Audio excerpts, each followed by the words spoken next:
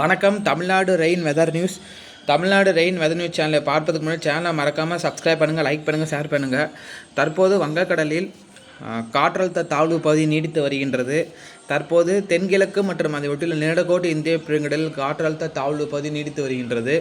தற்போது இலங்கை ஒட்டியுள்ள பகுதிகளில் மழை தொடங்கியுள்ளது. இந்த காற்றழுத்த தாழ்வு வெடிச்சுற்று தற்போது கிழக்கிழங்கை பகுதியில் விழ தொடங்கியுள்ளது. தொடர்ந்து காற்றழுத்த தாழ்வுநிலை இலங்கையை நோக்கி தொடர்ந்து நெருங்கி வருகின்றது. ஆனால் இது இலங்கை நெருங்கி அது தமிழகத்தை கடக்குமா, இல்லை தமிழகத்தை ஒட்டி செல்லுமா, இல்லை தமிழகத்தில் இருந்து மேற்கே அதை வெஸ்டர்ன் டிஸ்டர்பன்ஸ் நம்ம சொல்லியிருந்தோம் இது அது மூலியமாக அது விலகி செல்லுமா என்பதை இன்னும் நம் சரியாக பாதையை துல்லியமாக தெரிவிக்கவில்லை. ஆனால் இன்று மாலை அது நிச்சயமாக உறுதி செய்து விடலாம். தற்போது அது தமிழகத்தை நோக்கி நகர்ந்து வருகின்றது கொஞ்சம் கொஞ்சமாக. ஸோ இந்த புயலோட வெளி சுற்று, அதாவது இந்த காற்றழுத்த தாழ்வு நிலையோட இந்த வெளி சுற்று, அதாவது இது ஒரு மலை மேகங்கள். இது பார்த்திங்கன்னா உங்களுக்கு அந்த இலங்கை ஒட்டியுள்ள பகுதியில் விழுகுது ஈரப்பதம். ஸோ அப்போ இந்த இடத்துல இலங்கை ஒட்டியுள்ள இந்த பகுதியில் தற்போது பார்த்திங்கன்னா மழை தொடங்கிட்டு இருக்கு. அது உங்களுக்கு பார்த்தாலே தெரியும். இப்போ இதுதான் இப்போ இருக்கிற அந்த ஒரு அமைப்பு. இது ஃபர்தராக என்னாகும் அப்படின்னு பார்த்தீங்கன்னா, அதாவது மேற்கு வடமேற்கு இன்னும் கொஞ்சம் மேற்கு நோக்கி பாருங்கள், அப்படியே லேசாக நகருதா. அதாவது 17ஆம் தேதி ஒட்டி இந்த மேற்கு வடமேற்கு திசை நோக்கி நகரும்.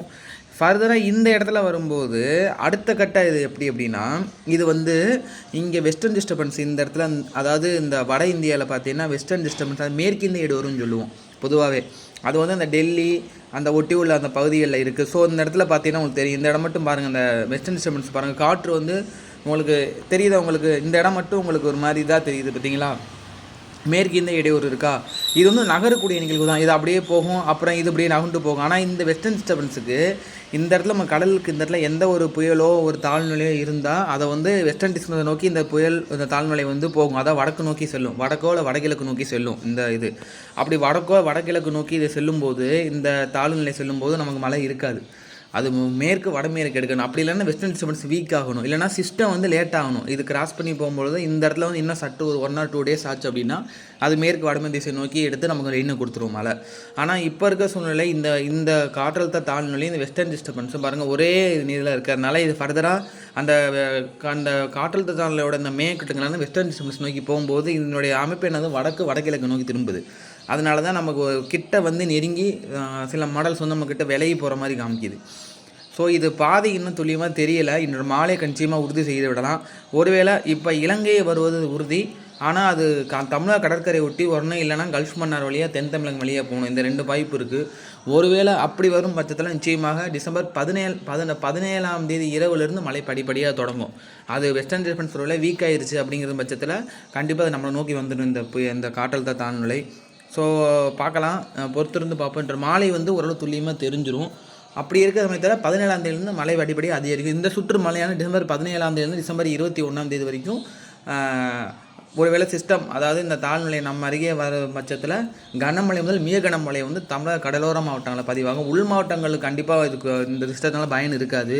ஏன்னா கடலோர மாவட்டத்துக்கே இது மழை அந்த அளவுக்கு இது கொடுக்குமா அப்படிங்கிறத நமக்கு ஒரு சந்தேகத்தில் இருக்கனால உள் மாவட்டங்கள் அந்த அளவுக்கு இதாகாது. ஒருவேளை கடலோர மாவட்டத்தை கிட்ட ஒட்டி அதுக்கப்புறம் ஒரு பெண்ட் பண்ணி ஒருவேளை வளைஞ்சு ஒரு வடகிழக்கு நோக்கி எடுத்தால் கூட ஒரு ஒட்டி வரும்போது அந்த ஒட்டி வர இடத்துல அந்த மேற்கு பகுதியில் கூட நல்ல மழை கொடுக்கும். எந்த கடலோர பகுதி போடாங்க நாகப்பட்டினம் ஒட்டி வந்துச்சுன்னா அந்த சைடு நல்ல மழையை கொடுக்கும். இலங்கையை ஒட்டி மேலே இறங்குச்சுன்னா அந்த சைடு மழையை கொடுக்கும். இப்படி தான். ஆனால் இப்போ இந்த இலங்கையை ஒட்டி உள்ள பகுதிகளில் அந்த திரிகோணமலை, அந்த முல்லைத்தீவு, இந்த பேட்டிக்கூட இந்த பகுதியில் மழை தொடங்கினா தகவல் வருது. மழை தொடங்கிருச்சு. ஆனால் ஃபர்தராக அது இன்னும் உள்ளே வந்தால் தான் நமக்கு மழையை கொடுக்கும். ஸோ பொறுத்திருந்து பார்ப்போம். ஒவ்வொரு மாடலும் ஒரு கண்ணி சந்த கணிப்பில் சேட்டலைட் பிக்சரை பார்த்து இந்த வெள்ளை கலரில் இருக்கிறது எல்லாமே க்ளவுட்ஸ் தான் பாருங்கள். ஸோ இலங்கையில் தெரியுது உங்களுக்கு அந்த இலங்கை ஒரு பகுதியில் மழை பெஞ்சிட்டு இருக்குது. சிஸ்டம் இருக்கிறது இந்த இடத்துல இருக்குது. அது நீங்கள் பார்த்தா தெரியும். இந்த இடத்துல இருக்குது. அதை சுற்றி பாருங்கள் எவ்வளோ மேகக்கூட்டங்கள் இருக்குது அப்படிங்கிறது உங்களுக்கு தெரியும்.